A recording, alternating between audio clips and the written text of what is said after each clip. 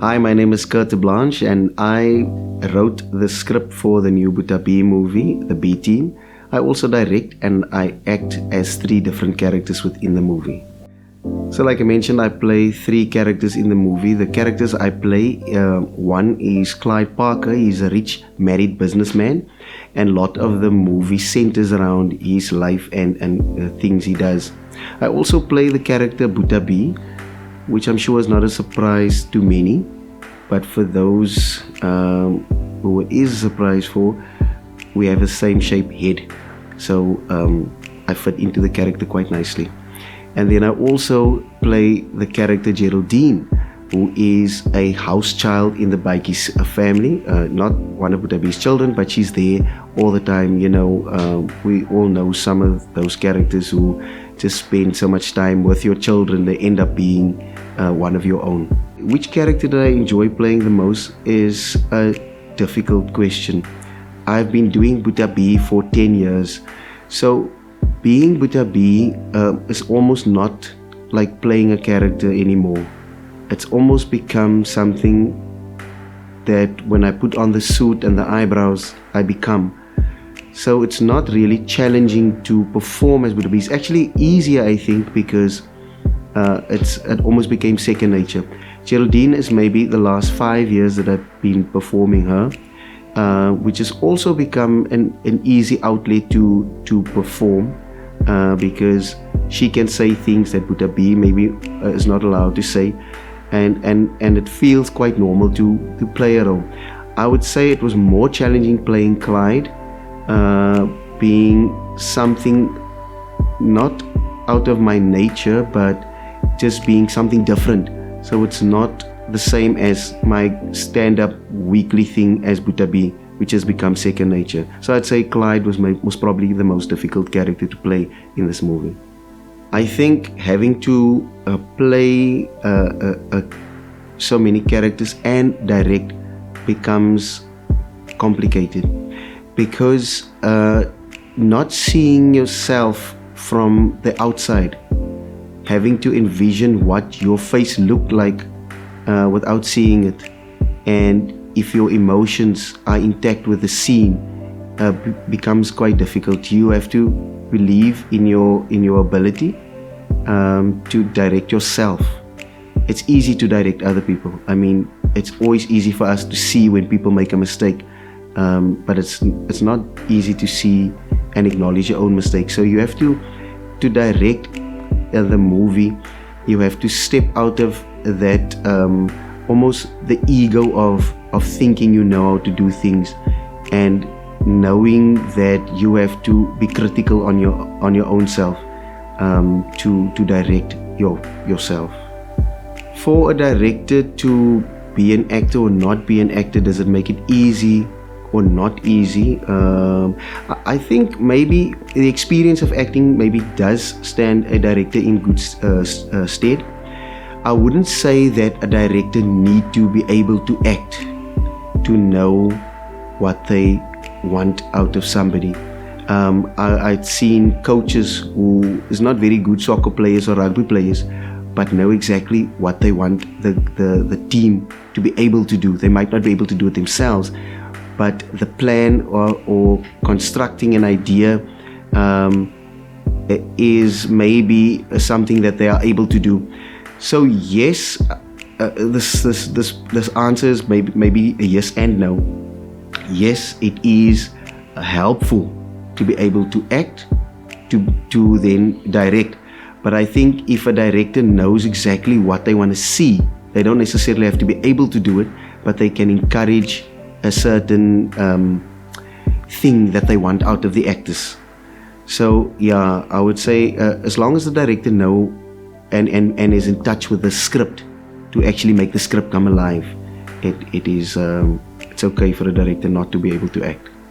I've been doing stand-up, well, not stand-up. I've been a comic for the last 10 years. Firstly, so it was just the right thing for me to do a movie. What inspired this script is things that happen around us all the time. The story is not necessarily based on somebody's life. but it's things that we see, things that we perceive, that happens all around us all the time. I've tried to throw all of that into one story. Now remember, I write stories that I perform on stage for the last 10 years, and I've always been telling this story from either Buddha B's perspective or Geraldine's perspective, or both of their perspectives, and I had to paint a picture basically for the audience to envision. And writing the story is very much in the same vein as I would write comedy or stage comedy. It just became challenging because I had to put words in other people's mouths, and having to have the perspective of a different personality saying something in a different way, as opposed to Buddha B or Geraldine saying it their way. So I had to envision different people's lives and how they would say certain things and how they would communicate their ideas differently, as opposed to how Buddha B would do it. So it is inspired through the challenges that we face. It is a fictional story, but life is full of challenges, and how we deal with these challenges is important. And the backbone of the story is, and I always try and push this through, even on my comedy, is that we must always try and pursue to be the best, our own best, not compete against other people. Try and be as good as you can be, and that always inspires what I write, and it's the backbone of the story. Fortunately for me, over the years, I've worked with so many different people, and on this production set I had to work with different peoples with different skill levels and different personalities. I think it comes easy to me to relate to different people in their level and in a different way. Communicating with, from children that I had to do over a number of years, to executives of companies. You understand how people think, and you communicate in that way to make it easier for them to understand. It is very rewarding to be able to help somebody who comes onto a set for the first time. They are unable to produce the goods on the day, but through dialogue and maybe through facial gestures and innuendos and little things, you can show them how you want them to play. And when they actually achieve that, it feels so good to be able to assist somebody on their journey of becoming an actor or an actress in their own right. Okay, so I've worked with Foolproof Entertainment, and Larissa Savage was the production manager of previous productions that I worked on. She's very thorough in what she does, takes no nonsense when she needs to.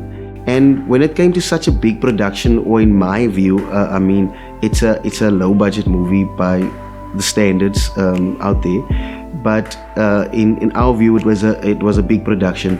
So I needed somebody that is a no nonsense, that can take the job at the scruff of its neck and make sure that things happen, because we needed to shoot in a certain space of time. We needed to get things done. There's so much that you need to get done, and somebody with experience would just assist in getting the production where you want it to be. Okay, so I've worked with Tessin for a while. Tessin was actually, I think, her first production that she did on screen was with Buddha B quite some years ago, where I roped her in because she is very enthusiastic about this industry, and it is very important to align yourself with people who has a similar vision that you have, somebody who is excited about the project, and Tessin is one of those people who is very excited to do and see things materialize in a certain way. So she ended up being the script supervisor, besides being in the production as an actress. She supervised the script, and that is also very important to make sure that you stay on track, because when you have your script, there could be a little variance here and there. You leave a word out and we let it go. But sometimes some of those words need to be there to tell the story. And so she was very good at making sure that we keep to the actual storyline. Okay, Wani Lewis is the cinematographer of this movie. He's an international award-winning cinematographer, and amongst other accolades that he has, he is a guy that sees stuff either black or white. I am very much in the gray area when it comes to things, and I think it does complement each other, working together with BWIS Media and Foolproof Entertainment, having people with different perspectives at time. It could be challenging for most. I think if you have the personality that I have, it does help when you have someone who is there who says no now or yes now, where I would maybe be saying maybe and where I shouldn't have. So I believe that it does complement the way we work together, to have such extreme at times, and even though I say extreme personalities at times, we have very accommodating personalities at times, and I think we bring out the best in each other, where we push for a common goal and to achieve something great. I am a PE born and raised boy. I grew up in the town. I love this town to bits. I love its people. I love my own people. I perform for my people. I've been doing that. I've been telling the stories of my people for years. So for me, it just felt right to use cast and crew from the region. I really have a passion to inspire those in the area to uplift themselves. You know, we have Joburg, we have Cape Town, we have Durban, we have all these big towns or cities, and they have industries that is booming. PE has always been seen as, like somebody mentioned, the armpit of Africa, and they have always seen that there's maybe not good or great stuff that can come from the city. And people would encourage me and said, you'll never make it big here. I mean, if you want to be big in what you do in the industry, you have to move to Cape Town, you have to move to Joburg. And I'm sure it worked for a lot of people. I've stayed here. I want to put PE on the map, and I want to put PE's people on the map. And I've tried so hard to make sure that the scars stay local and that we give our people the opportunity to shine. Okay, so just to get the message out there to everyone who's watching this interview and is considering whether you should watch the movie. I can't say it's a great movie because I wrote the script and I'm act 3 characters in the movie in itself. It is my work, and it's almost like an artist putting up a canvas there and standing and admiring its own work. To me, it's work, but it's a story I wanted to tell. And I would like to encourage people to come and view it and see what standard we are at in the Bay. And to encourage especially young filmmakers and aspiring filmmakers and aspiring actors, aspiring script writers to start, believing in yourself. For me, growing up as a child, I am dyslexic. So it was always a problem at school to write. Because writing and reading is still a problem at my age, but I want to show people that you don't have to hide behind your inability to do certain things or your frailties or whatever you want to call them. If you want to do something really badly or goodly, or whatever the word is, then put your heart into it and just do it. So I put my heart and my mind and everything on the table here, and it's not the best movie I'll ever make, but it's a great one for now, because it's just gonna get better from here. I believe that this is a stepping stone. So in 4 or 5 years time, when you watch another movie that I've done, then you'll say he's come a long way, and the first one was good, but this is even better. Okay, so put children in the movie in itself because children to me is most probably the most important commodity we have as a society. We as adults, we mess things up, we make things right, and we think that the future depends on our decisions. But I think the future of the world and the future of our country, the future of our neighborhoods, depends on how much we put into our children. That is the real future.